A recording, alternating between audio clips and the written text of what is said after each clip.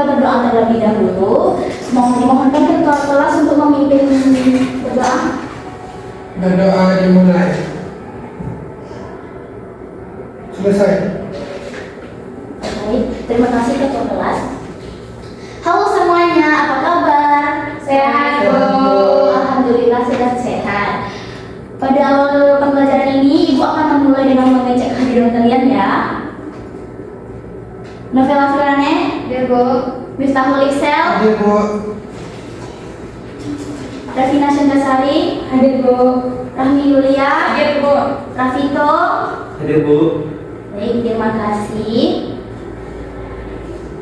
Seperti minggu kemarin kita telah membahas mengenai menganalisis struktur dan kebahasan teks editorial. Tetapi hari ini Ibu mengulas kembali materi kemarin ya. Karena menurut Ibu semuanya belum tentu paham. Baik.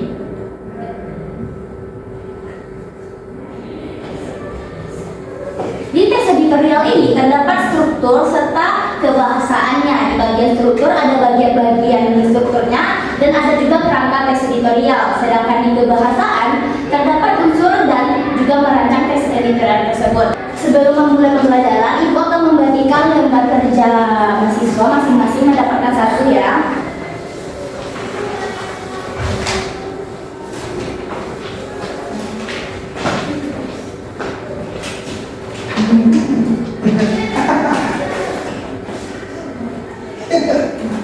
Apa kalian semua mengerti bagaimana menggunakan LKPD tersebut? Tidak, Bu. Tidak, Bu. Nah, di bagian halaman pertama terdapat petunjuk penggunaan modul. Baca dulu dan simak ya. Baik, ya, Bu. Ini teksnya dibaca semua, Bu. Bagian kalian tidak mengerti saja ya. Baik, Bu. Baik, kita akan langsung saja membahas yaitu dalam kegiatan pembelajaran pertama menganalisis struktur teks editorial. Nah, apakah Anda semua masih ingat apa itu teks editorial? Lupa, Bu. Coba salah satu siswa bacakan ini siapa? Bu. Nah, Rahmi Yulia silakan. Teks editorial adalah jenis teks yang berisi opini atau pendapat redaksi suatu media, biasanya surat kabar atau media online, terhadap isu atau peristiwa aktual yang sedang terjadi di masyarakat. Teks ini bertujuan untuk memberikan sudut pandang tertentu, membentuk opini publik, serta mendorong pembaca untuk berpikir kritis terhadap suatu persoalan. Nah, Bu, saya menambahkan, Bu. boleh. Silakan. Teks editorial ini bersifat argumentatif karena bertujuan untuk mempengaruhi pembaca agar setuju dengan sudut pandang penulis. Nah, bagus sekali Iksan dan Rahmi ya. Jadi, di dalam teks editorial ini terdapat struktur. Nah, di struktur teks editorial kalian akan Ibu harapkan mampu menganalisis struktur ini dan dapat merancang struktur teks editorial tersebut dengan benar dan bertanggung jawab ya. Ya, Bu. Untuk lebih jelasnya, Ibu akan menjelaskan apa itu teks editorial secara umumnya ya, teks strukturnya. Nah, struktur umum teks editorial ini terdapat 3 bagian. Yang pertama ada pengenalan isu. Coba dibacakan Rahmi Yulia. Pengenalan isu merupakan bagian pendahuluan teks editorial. Fungsinya adalah mengenalkan isu atau permasalahan yang akan dibahas dalam bagian berikutnya. Bagus, pada bagian pengenalan isu ini disajikan peristiwa persoalan aktual, fenomenal, dan kontroversial. Pernyataan pendapat atau tesis yang berisi sudut pandang penulis tentang masalah yang akan dibahas. Biasanya tesis merupakan teori yang diperkuat dengan argumen. Yang bagian keduanya ada penyampaian pendapat atau argumen. Bagian ini merupakan bagian pembahasan yang berisi tanggapan redaksi terhadap isu yang sudah diperkenalkan sebelumnya. Argumentasi berupa alasan atau bukti yang digunakan untuk memperkuat pernyataan umum dan data hasil penelitian, pernyataan para ahli, maupun fakta-fakta berdasarkan referensi yang dapat dipercaya. Dan yang terakhir ada penegasan.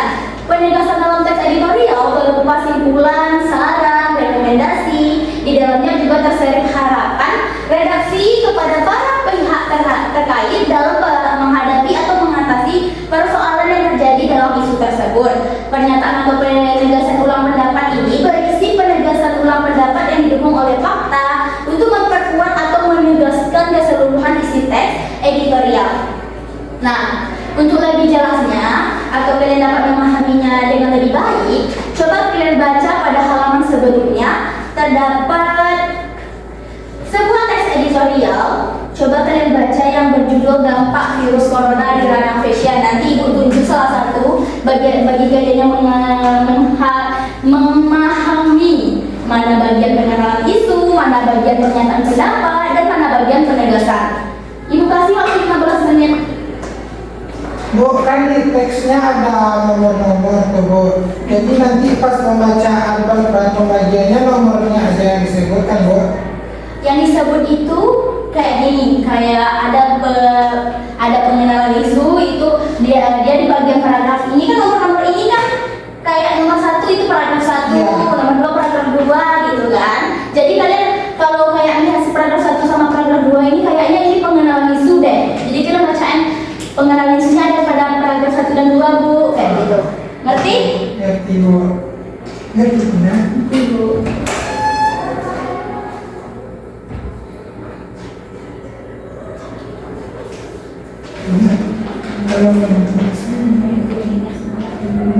Kok belum dicari?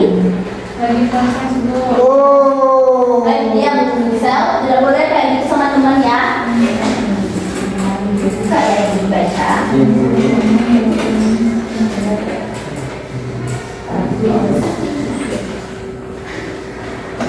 Rafina tidak boleh menyontek.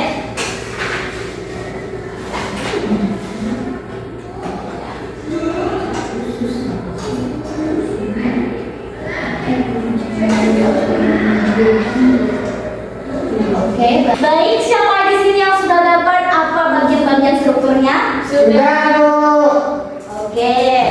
Siapa yang ingin mempresentasikan dirinya sendiri, yaitu ada bagian pengenalan isu, ada pernyataan pendapat, dan siapa nih yang mau bagian penegasan? Penegasan Bu. Penegasan Bu. Oke. Udah ada 3 ya, udah pas ini. Yang bagian pengenalan isu silakan Rafina. Penegasan isu ada pada paragraf 1. Maaf Rafina, pengenalan isu. Iya Bu, maaf Bu. Pengenalan isu ada pada paragraf 1, 2, 3, 4, dan 5 Bu. Kenapa itu disebut pengenalan isu? Karena di situ ada pengenalan Bu. Pengenalan dari isu masalah. Oke, baik. Bagus sekali. Baik, terima kasih kepada Rafina tadi ya. Selanjutnya ada pernyataan pendapat atau bagian pernyataan argumen. Siapa nih yang mau? Aku Bu.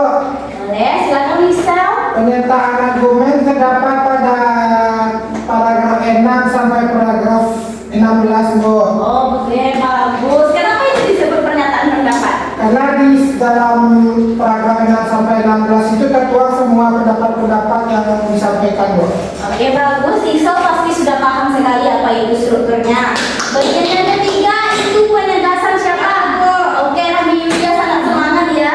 Ya, jadi bagian penegasan di dalam teks tersebut terdapat pada paragraf 17 atau paragraf terakhir. Karena paragraf terakhir berisi kesimpulan, saran, dan rekomendasi. Oh, bagus sekali. Terima kasih Rami Yulia.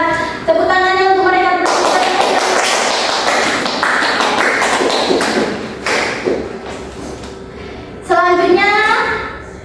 Selanjutnya kita masuk pada kegiatan pembelajaran kedua, yaitu menganalisis unsur kebahasaan teks editorial. Setelah kegiatan tadi, kegiatan pembelajaran kedua ini tentu juga kalian pasti diharapkan sekali dapat menganalisis unsur kebahasaan teks editorial dengan kritis dan semangat agar dapat merancang teks editorial yang kreatif, inovatif, dan bertanggung jawab. Sebagai salah satu ragam bahasa jurnalistik, teks editorial atau opini mengandung unsur-unsur bahasa yang dapat mengekspresikan sikap eksposisi. Teks eksposisi adalah salah satu jenis teks pada kelas 10 dalam Kurtilas. Teks ini berfungsi untuk memaparkan dan menjelaskan suatu informasi. Adanya jenis teks ini dalam teks editorial menunjukkan bahwa teks editorial merupakan teks yang bergenre makro. Ada banyak kaidah kebahasaan yang digunakan dalam membuat teks makro, termasuk teks editorial. Berikut adalah uraian pada beberapa kaidah kebahasaan tersebut. Yang pertama ada adverbial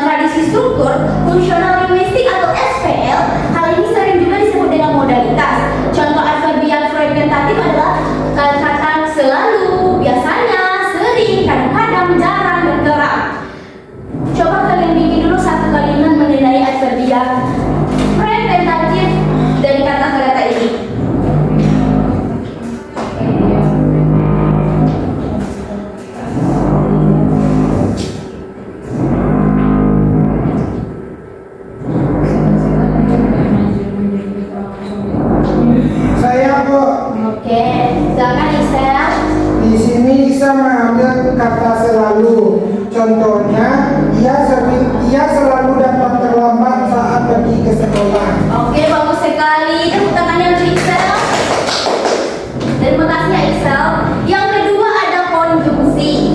Konjungsi yang digunakan pada teks editorial yaitu konjungsi eksternal dan temporal, konjungsi internal penegasan, dan konjungsi kausalitas atau sebab akibat. Dan contohnya yaitu pada bagian konjungsi eksternal temporal terdapat pada kata-kata pertama, kedua, berikutnya, kemudian, setelah itu. Yang bagian konjungsi penugasan di bagian eksternalnya terdapat bahkan, selain itu. Kalau internalnya terdapat kata lagi pula.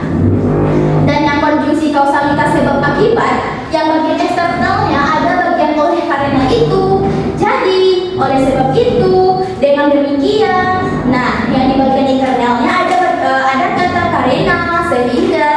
Nah, yang terakhir ada konjungsi internal persyaratan atau pengandaian. Di sini terdapat kata agar, supaya. Apakah semua mengerti?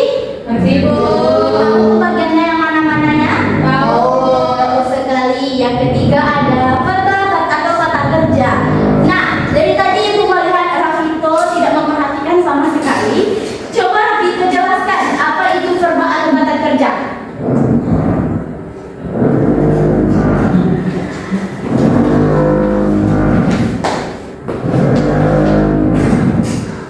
Coba dijelaskan Rafito.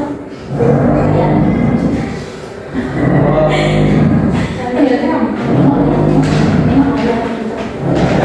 Kata verbal atau kata kerja adalah kata yang menyatakan tindakan, keadaan atau proses yang dilakukan oleh subjek, Bu. Oke, bagus sekali. Lebih tepatnya, verba dalam linguistik struktural harus dianalisis berdasarkan struktur klausa. Hal ini disebabkan skema informasi diterapkan pada tataran klausa. Kita tidak bisa menerapkan verba hanya pada tataran jenis kata semata. Haliday membagi verba menjadi 6 proses, yaitu yang pertama ada material, yang kedua ada tingkah laku, yang kedua ada verbal, yang ketiga ada mental, yang keempat ada rasional, dan yang kelima ada eksistensial. Dalam teks editorial terdapat 3 jenis proses verba tersebut, yaitu material, mental, dan rasional. Kami perhatikanlah Ibu. Bu, Excel dari tadi ngomong terus, Bu. Excel mau dihukum. Tidak, Bu. Diam dulu ya. Ada terdapat verba material yang pertama. Verba ini menekankan adanya proses dalam melakukan sesuatu. Proses material membutuhkan 2 partisipan yang disebut yang pertama pelaku dan yang kedua dikenai pelaku. Contohnya ada kalimat-kalimat singa itu menerkam anak. Jadi bagian pelakunya singa dan yang dikenai pelakunya itu anak. Coba kalian buat ini. Coba kalian bacakan yang bagian yang paragraf kedua itu. Rami memukul tembok. Nah, Rami memukul tembok. Kenapa masalahnya Rami? Stres. Nah, coba kalian tebak bagaimana yang bagian pelaku. Rami. Yang bagian yang dikenai pelaku. Oh, bagus sekali. Terima kasih anak-anak. Ya, Bu. Yang kedua ada verba mental. Verba mental adalah verba yang menjelaskan proses dalam merasakan. Ada 3 hal yang dijelaskan dalam proses ini, yaitu ada persepsi atau melihat, mendengar, mencium, mengecap dan meraba. Yang kedua ada afeksi, yaitu suka, takut dan benci. Yang ketiga ada kognisi, berpikir, memahami dan mengetahui. Dalam proses mental terdapat 2 partisipan, yaitu yang merasakan dan yang kedua ada fenomena. Nah, yang ada salah satu kalimat yaitu aku percaya akan kamu. Jadi yang merasakan itu adalah aku dan fenomenanya akan kamu. Coba kepada Novela Kirani buat satu kalimatnya. Excel sayang istrinya. Excel sangat mencintai pacarnya, Bu. Oh, bagus sekali. Jadi Excel siapa pacarnya itu? Tidak ada, Bu. Rami. Ayo ada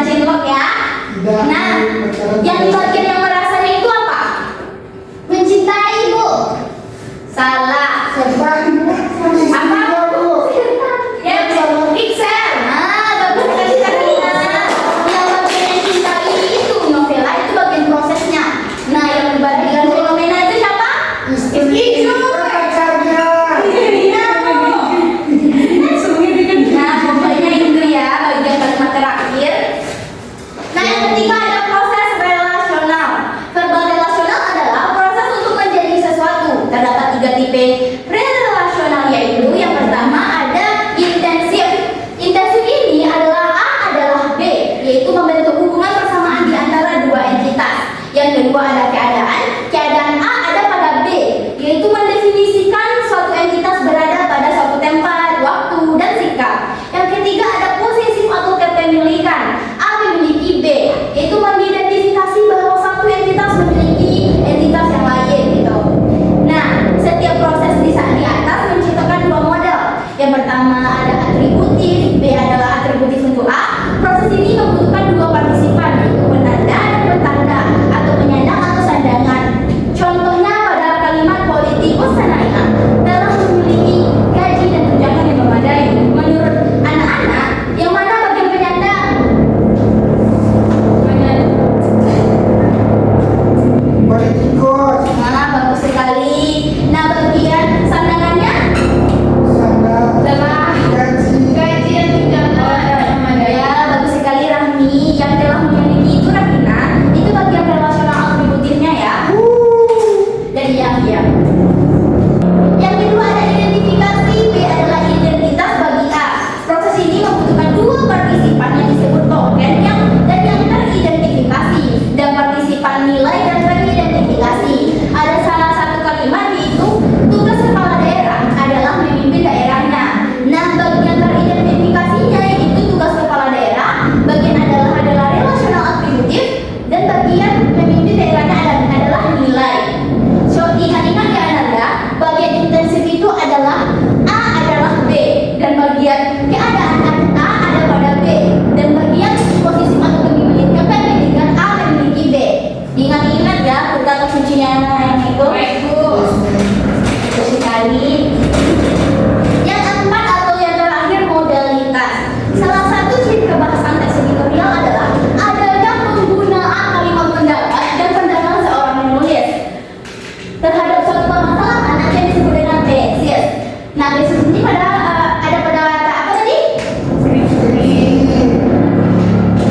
Tesis ini terdapat pada struktur pengenalan isu ya. Oke, untuk menunjukkan hal ini, teks editorial membutuhkan ciri kebahasan lain yaitu modalitas. Modalitas adalah cara penulis menyatakan sikap dalam sebuah komunikasi. Beberapa bentuk modalitas diantaranya adalah kata memang, niscaya, pasti, sungguh, sangat, tentu, tidak, dan yang lain-lain ya. Ya Bu. Oke, coba kalian buka pada halaman pertama lembar kerja yang diberikan tadi. Sekarang kita akan memasuki pembagian tugas. Baik, Bu. Nah, tugas yang pertama pada hari ini di dalam kelas, Ibu menunjuk kelompok saja, kelompok bukan bagian kelompok. Dan untuk tugas mandirinya nanti di rumah ya. Ya Bu. Ibu, tapi kami ada 5 orang, Bu. Saya sendiri aja Bu. Nggak boleh kayak gitu, kelompok itu kadang sendiri, kelompok itu minimalnya 2 orang. Atau Isel boleh masuk ke kelompok yang ini atau kelompok ini, terserah Isel ya. Ini Bu. Nah, boleh. Ibu yang bagi aja, Bu. Ya Bu. Udah lah yang samping ini. Kita bertiga ini. Bagian ada bagian latihan soal pada halaman keempat. Coba buka dulu. Nah, yang bagian D latihan soal, dan yang bagian halaman yang ke-8 juga ada latihan soal. Ini juga ada latihan soal.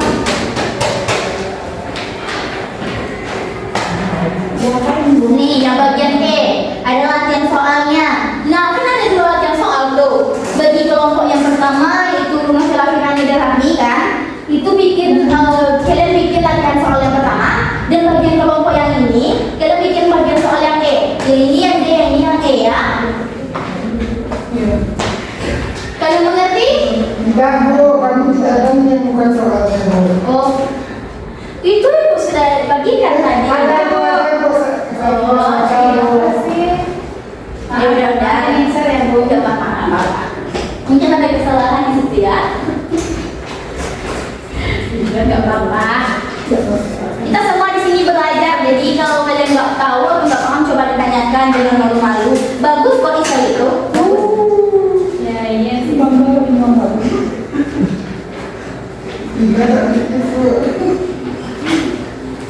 Oke, di sini terdapat dua tipe dalam latihan soal ya. Latihan soal yang bagian C itu terdapat esai ya, bukan ABC atau pilihan ganda. Kalau kalian tuh bagian pilihan gandanya, itu sedikit aja bagi soalnya. Kalau nggak salah cuma 5 soal saja. Tolong dijawab ya. Oke, baik. Apakah kalian semua sudah siap? Karena waktunya sudah. Sudah, Bu. Oke, bagus sekali. Kelompok yang pertama itu kelompok laki-laki sama Raffi Yulia ya.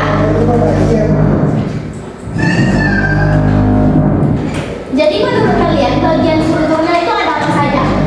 Yang pertama itu ada pengenalan isu, itu terdapat pada paragraf pertama. Yang kedua itu ada penyampaian pendapat atau argumen, terdapat pada paragraf 2, 3, dan 4. Oke, Terakhir yaitu pada penegasan, terdapat pada paragraf kelima tuh. Oke, kalian pasti sudah paham kali ini betul-betul semua nih jawabannya. Baik, apakah kelompok yang kedua sudah mendapatkan jawaban? Sudah, Bu. Oke, ibu dulu ya. Ya, Bu. Apakah jawaban kalian itu benar? Nomor 1 Nomor 1 ini apa jawabannya? A. Abo nomor 1, gimana cara materialnya Abo. Nah, Kedua itu Bebo. B atau kedua lembaga itu disinyalir merupakan tempat oknum aparat sehingga tidak mau bersungguh-sungguh memberantas korupsi. Betul, betul sekali. Yang bagian ketiganya? B. Apa bisa ulangi? B, Bu. Oke, betul sekali. Yang bagian keempatnya? Rafito. C, Bu. Oke, sangat betul. Yang bagian kelimanya? E, Bu. Oke, kedua kelompok sudah memahami dengan benar.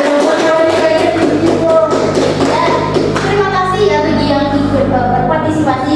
Semua nilai ibu bagi semua anggota pembentak kelompok atau anak-anak di sini bagus. Nah, coba buka pada halaman yang kelima.